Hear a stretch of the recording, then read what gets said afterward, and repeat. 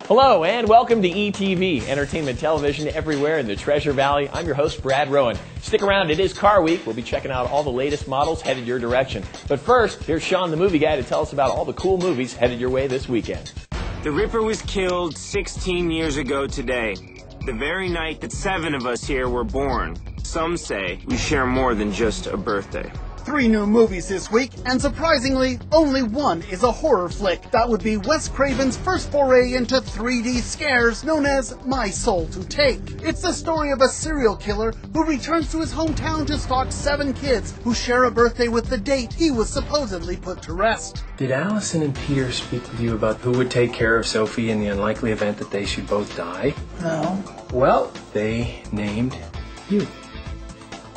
I'm sorry. They picked us together? Believe me, I tried to advise them against it. Life as We Know It is the story of a mismatched couple forced to grow up and get along when they become caregivers to a baby girl after her parents are killed in an accident. Life as We Know It is rather predictable, but not without its charms. Besides, it's not like you have many other romantic comedy options out there. You're guaranteeing that this horse is going to win the Triple Crown. The Derby, the Preakness, and the Belmont. 3 races, 3 states, in just 5 weeks. Hasn't been done in 25 years.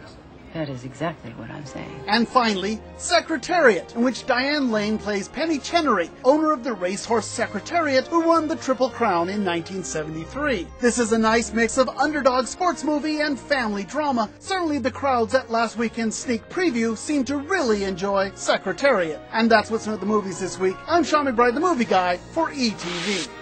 And to tell us a little bit more about the hottest scary movie for the weekend, here's Sean the Movie Guy. And actually, that's the one we won't really talk about because there are 3 films this week, and 2 of them actually had sneak previews this past Saturday, which is a good sign. They generally do that because they think that the film has some interest, and so they want to get some word of mouth going. So first off is Secretariat, which I think is the best film of the weekend. Based on a real story, you know, the horse Secretariat that won the Triple Crown. It's a nice mix of family drama and underdog sports movie. You know, it's something that Disney is trying to make a lot more of these type of films. I think that Secretariat works very well. Yeah. And 3 new films over at the Flicks, and all of them are kind of notable this week. So you have Buried. That's Ryan Reynolds. He stars as a civilian truck driver who's working in Iraq, and he's ambushed, and he wakes up buried alive in a coffin with just his cell phone, some whiskey, and a lighter. It's getting a lot of buzz. It's kind of a funny story. Story about a kid, Craig. He's a 16-year-old kid. He feels anxious and decides one morning to check himself into a mental hospital. The problem is that the youth ward is closed and he's locked up with the adults, and one of those adults is Zach Galifianakis. And then finally, Jack Goes Boating, an unconventional romantic comedy starring Philip Seymour Hoffman and Amy Ryan, based on the off-Broadway play. And Hoffman directed the film, so check that out.